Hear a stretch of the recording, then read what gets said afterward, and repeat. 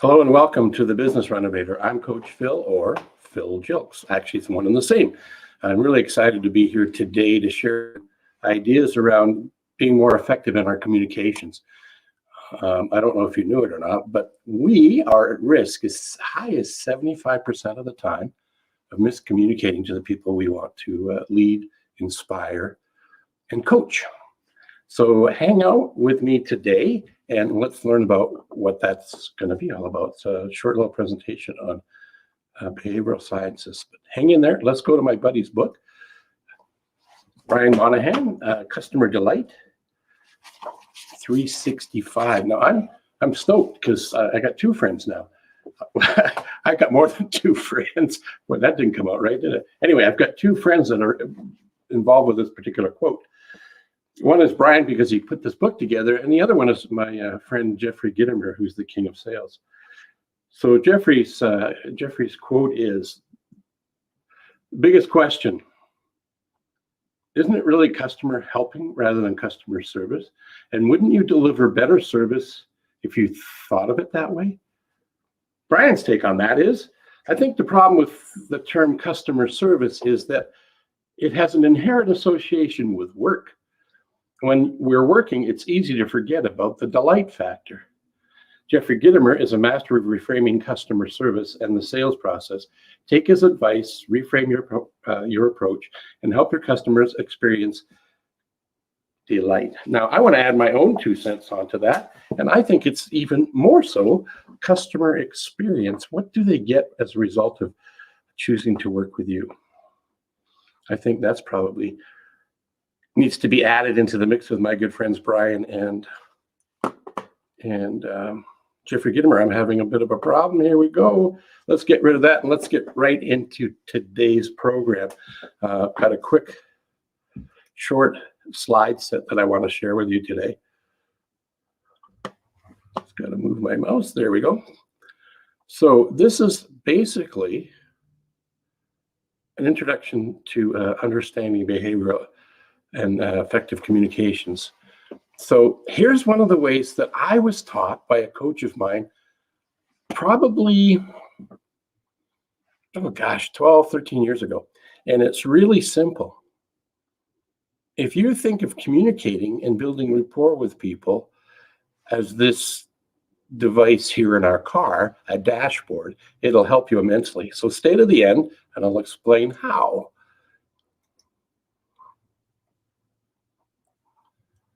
That's a blank page because there's this thing called the golden rule. And the golden rule is do unto others as you prefer to be done unto. No, that's not it. The golden rule is do unto others as you'd prefer to be done unto. And I'm going to move along here and explain there's another one that's a little bit more relevant than that. Just get my mouse working here. Sorry, guys.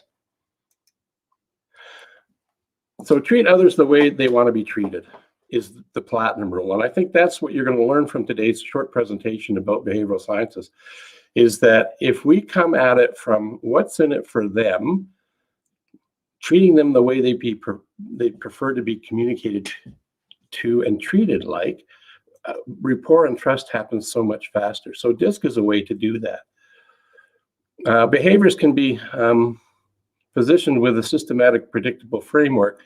And even though individual personality is unique, this is something to understand. Identify what's their patterns of influence from a behavior point of view, and what do they really want? What do they need? And what do they expect? And then if we're able to adapt like a chameleon does to its environment, not to use this in a manipulative sort of way, I suppose you could, but man, unless you're a con man, con woman, or con person, probably not a good idea. If you're sincerely interested in helping and solving problems for people, then leverage this communications arsenal of ideas to your advantage and to your customers. You'll build rapport much faster. So what is DISC? DISC is basically needs motivated, observable behavior, and emotion. It's what you see and hear in other people that really matters in terms of building rapport and trust quickly. It's a combination of nature and nurture. So what's inherent and what have they learned? What through our life experiences? You know, I should have put another slide in here today, and that would be the stick person. And the reason that part's really important is from the time of conception, some people would say, but definitely from the time we were born to about 6 or 7, our inherent nature is imprinted into us by the environment we live in, grew up in, the people we hang out with, parents, siblings, aunts, uncles, teachers, all those kind of things along the way, like kindergarten teachers, and how we're just like a sponge, and we absorb all of this data and really may not understand contextually what it is, because we're just like, think of the little people in your life and what they were like from 0 to 7, right? They were like sponges asking you, why is the moon white?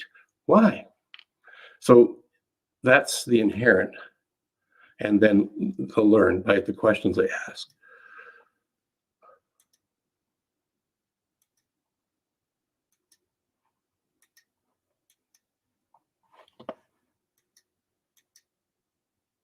So what it is not, DISC is not a measure of intelligence, skills, education, or experience, or aptitude, none of those.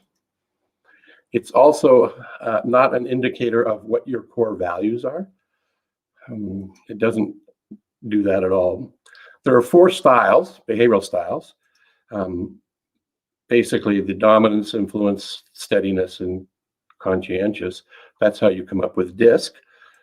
And we're going to just really quickly cover these 4 areas. Dominance is basically problems and challenges, is how we show up. People and contacts, pace and consistency, and then procedures and constraints.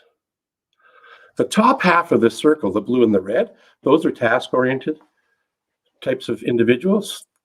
Not that they don't like people, but they like facts, figures, and activities. Whereas the people below in the steadiness and the influence are actually more people-centric. We'll get more into that as we go along. So identifying the 4 styles, it's relatively easy. This is, now think about that dashboard at the beginning of the presentation that I did. What you'll see is they're guarded. So are they open or closed, hot or cold? That's what the temperature gauge on the dashboard represents. Guarded or open. So you'll see generally that the upper conscientious and dominance people are more guarded. Doesn't talk about pace, just how receptive they are. And then below is the open. So those are the people-centric, more open. To the right, these people are more direct, so their pace is quicker. And on the left, they're indirect. So guess what? Their pace is slower in the way they communicate. They're more thoughtful in their thinking process. So I don't know if you can read this very well, but DISC examines basically our observable behaviors driven by our needs and our fears, and each style has specific indicators. No, I'm not going to go into all of them here, but as you can see, if you want to know more information, I can provide you with actually a quick sheet that talks about the traits that they have, so you can learn them and make them more habitual. But let's look at adaptability. Highly adaptable people determine what type of behavior are most appropriate in specific situations. So their adaptability is important to all successful relationships. No one style is naturally more adaptable than another. But being an adaptable individual helps you get in the same stride as the person you want to build the relationship with. It's really about building rapport. When you can build a rapport, things can happen so much faster, and life is a little bit better.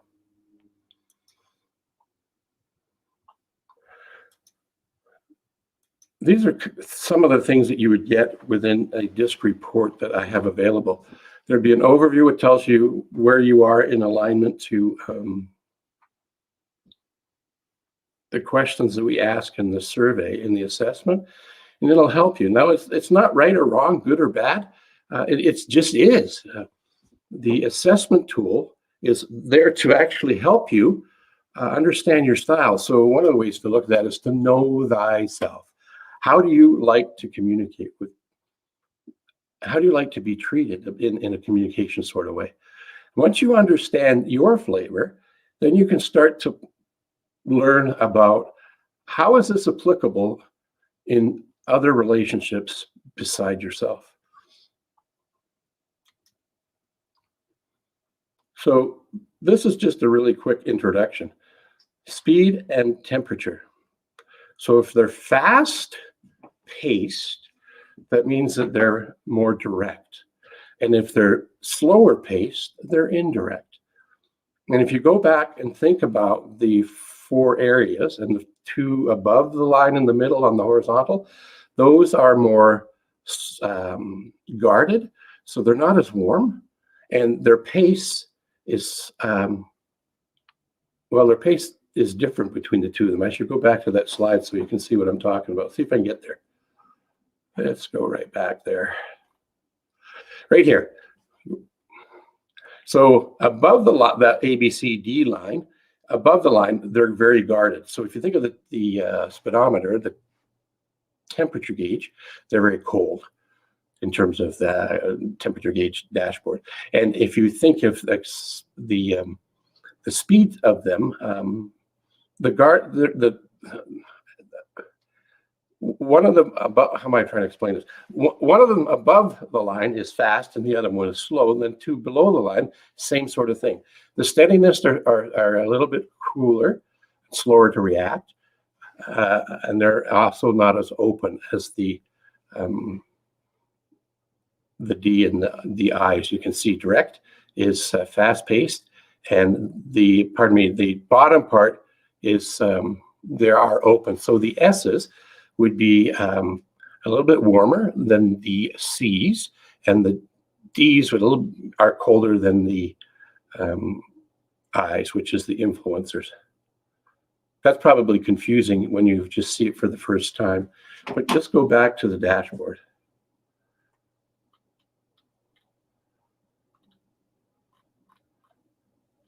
Make sure I'm going the right way. I'm going the wrong way. Here we go. Right there. So this particular gauge could help you once you've internalized the idea of indirect, direct, open, or guarded. So if you can pick out the pace, the way people communicate, and how warm they are in terms of their openness or closeness, if you can align yourself in the way that they show up, you'll be amazed at what will end up happening in terms of establishing a relationship. And this isn't just for professionals. This is for people at home. So if you could recognize your style of what you are and your spouses or your children or your siblings, just think the relationships you could have would be even that much better. Anyway, this is my tip for today. Let's stop sharing this.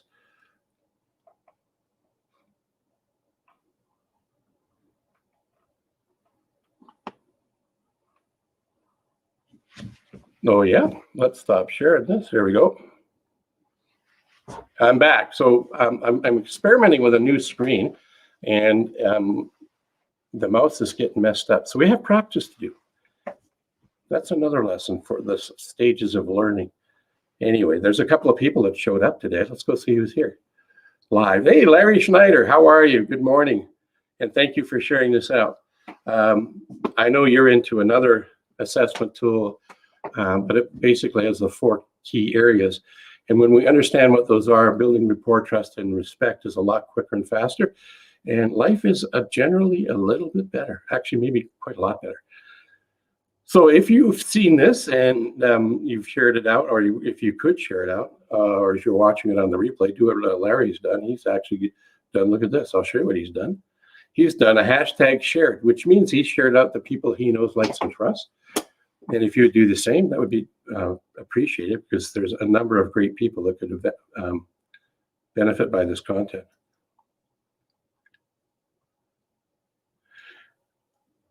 I did not know that. And why is that important? Wow, he's actually the forefather of all of this behavioral sciences. If I recall, Ron, and type it in here if you would, isn't he the one who created the lie detector and how to understand behavior from that device? You can just put yes. That would be useful for our community. He is brilliant in the behavioral sciences space.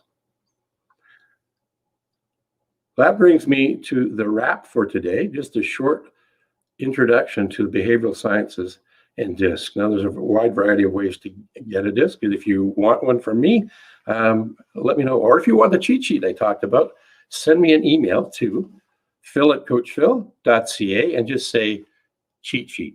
It's really not a cheat sheet. It's just a summary. Yep, and I'm not lying. Do you have a machine on you that would verify that, the lie detector? Hey, you know what? If Ron says he's not lying, I believe him because he's a trusted kind of individual. He's been in business for a number of years. He survived a wonderful life. I make it sound like it was a terrible life. That's not what I meant. He lives by the beach, and he fools me. Every time we have a FaceTime and cars go by, it sounds like the waves are crashing into the beach, but they're not. It's just cars driving by. Look at this. Got more. I'm not leaving yet. Cheat sheet. Yeah, I'll get that for you, Roy. No problem. He also created Wonder Woman. Yes, I understood that as well. The guy's a genius, or was a genius. I don't think he's around. He also created Wonder Woman. Isn't that amazing? Anyway, guys, thanks for showing up. We'll see you next time. Look, they're popping in like, you guys are popping in like gourmet popcorn. This is wonderful. Hey, Ray, I haven't talked to you for a long time. I think we're due a virtual coffee. Thanks for being here, guys. And have a wonderful day, and change the O to a U because you are wonderful.